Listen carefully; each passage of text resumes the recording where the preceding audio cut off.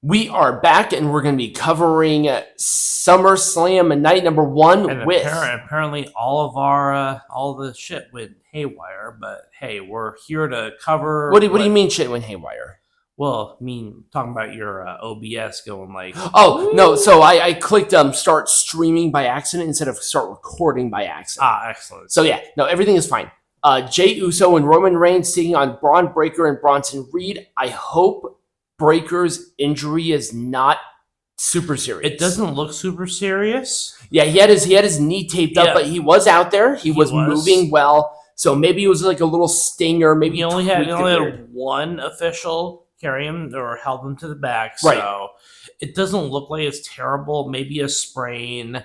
I'm hoping it's a sprain. Just like what happened with Jacob Fatu, where it's like, oh, maybe like a little brace for a couple of weeks, you know, like a little, like you said, like a little sprain, like a Baba Booey, because he landed on that knee weird a couple of times in this match, so I'm not surprised. Yeah, he's also a very heavy man. He was. He's a very heavy guy. He also moves like a cruiserweight, and it's incredible. Yeah.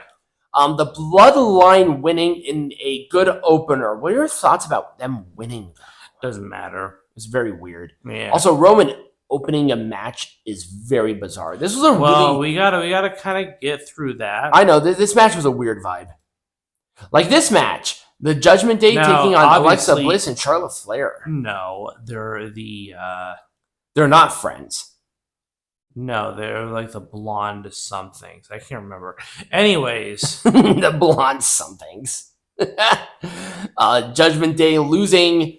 Bliss, good move. Bliss and Flair won the titles. It was a fun match. Good move. I liked Alexa Bliss and Charlotte Flair's vibe. They have a fun vibe. It's like, oh, we're not friends, but they really they feed off of each other really well. I like the contrast with the more... Like the elegant main eventer with Flair, but then you have like that scrappiness. Yeah, it kind of reminds them of us, Adam. It kind of does. Or Tiger, whatever your name is. You know what? You're an idiot. I mean, we're not friends. We're brothers. I mean, we're kind of built-in friends, right? But I like this match a lot. Sister Abigail DDT. I liked how everybody sort of fed off each other well. This was Roxanne Perez's first SummerSlam, and she did a great job. Everyone just did a great job. Yeah. Nobody looked bad. Roxanne Perez needs to go into a rivalry with Liv Morgan. She does. Yeah. Well, everything about Liv Morgan, just hurt. It's such a simple, how the fuck did she get hurt that bad? It was terrible. Yeah. She will, but, This was a match that happened. No one cares. Karrion Kross is leaving the company. Do you really think he's leaving? Oh, God, yes. You really think he's leaving? Oh, yes. He is done with WWE. He's going to go to AEW and get buried. No. Watch it happen. He's going to TNA and not get buried as much. I hope so. Well, he's not going to get buried in TNA because they know how to use their talent. Because, how good is Josh Alexander doing? Or who? Or Jay Briscoe's brother. Who? Exactly. That's the thing. Hey, Karrion. I know that Jay Briscoe. I know Jay Briscoe had a brother. Hey, I almost said Jay Briscoe. I almost said, hey, Jay Briscoe. Well, it might as well be fucking Jay Briscoe. Hey, Karrion Kross, if you're going to be leaving this company, that's fine. But don't go to the other place. You're not going to be successful. No. It's not through the lack of talent. It's through look at the track record. Your brother's not dead. Look at the track record. Well, I don't know. He might be okay with being former WWE. Also, your name is not Ricochet, and you don't want to make a fool of yourself. Ricochet's an ass. He kind of is. But Sami Zayn did win this. Ricochet isn't a gigantic asshole. So. Sami Zayn is retiring with this company. Oh, yes. Orange Cassidy thumbs down. This didn't need to happen. No one cares. Nobody cared. No one cared. How did Jelly Roll do in his spot? I give him a C+. Okay. I was actually going to give him a B-. So we're kind of in the same boat.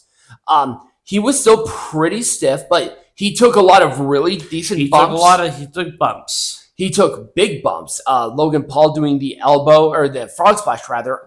They protected the through the table. He did a great job. They protected the fuck out of him. But still, that's not going to feel fun. No. He's the one who ate the pin too, which I'm actually really happy about that too. It's almost like I feel like that should be always a thing with celebrity wrestlers coming in here. I'm going to give them all the credit in the world, and that's why I'm going to give this a full thumbs up. I think overall the match was good. It was a vibe. It was. People reacted well. He fed off of the crowd really well. He just sort of knew his place, and I'm happy about that. Now, it was like he really set himself up a couple of times, and it was obvious, but I'm giving Jelly Roll a lot of leeway.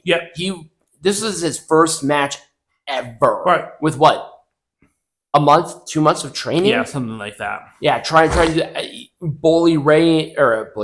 Undertaker and Abyss helped him train, but even then they can't, do all of that. Can't make someone a pro wrestler in 3 months. Exactly. Gunther and CM Punk for the World Heavyweight Champion. Honestly, can we just talk about the other round of it? Because no one cares about the actual Gunther match. The match was good. I'm going to give it a full thumbs up. It was fine. The Rollins cash-in. Yeah, that's what everyone was talking about. The limping, the turning around, dropping it, boom. It was so good. Mm-hmm. Now, you originally called it this morning the heist of the century. It was not that. It was not the heist. It was the ruse of the century. The ruse of the century. And I understand that. This was done so well. He was out there in public with his crutches, with his daughter. Mm-hmm. That's how dedicated he was to this. Now, do I know the extent of his injury? No. But he was using crutches. People were like, oh my God, how hurt is he really? They kept him off of TV up until now. They did this so good. This gets 2 thumbs up. It gets 2 thumbs up all the way. How can you beat this? Screw CM Punk out of a championship. It was done so well. It was done so perfect. You couldn't have written this better even if you tried. Right. This was excellent. This was a very good night one.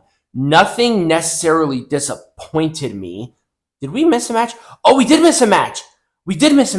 I'm surprised. Well, I'm not necessarily surprised. Tiffany, Stratton, and Jade Cargill's match. Yeah, because no one cared about that match. God, that match was weird. It was a weird match. Kind of left my radar. Here's my take on it. It gets an Orange Cassidy thumbs down. It wasn't a bad match. I think people overreacted greatly to the actual match itself. Jade Cargill's not actually as good as she is. She's not that good. She has the aura. She has all of it. She should have spent time in NXT. Presentation, but she just is not ready for this. She should have spent time in NXT. I think she would have been infinitely better. Yeah, they screwed the pooch on that one. Well, because she had the name. Yep.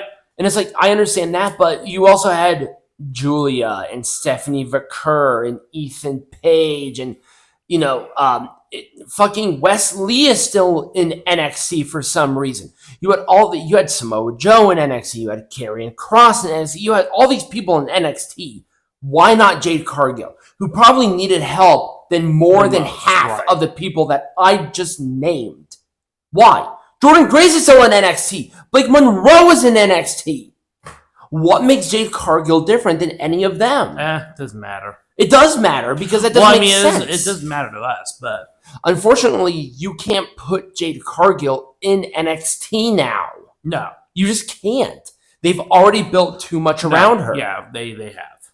So it's like rock in a hard place. Either she needs to go away and secretly train for a couple of months, or just continue to try to push on with good wrestlers, because this was not a good outing. No. Now, was it necessarily terrible? Do I think people overreacted to it? Yes, I think people overreacted to it. But it was just kind of a blah match. It was, no one cared. If this was on SmackDown, I would have been okay with it. Mm-hmm. But this was on SummerSlam. Anyway, overall, I'm going to give night number 1 a full thumbs up. When we come back, we're talking about night number 2.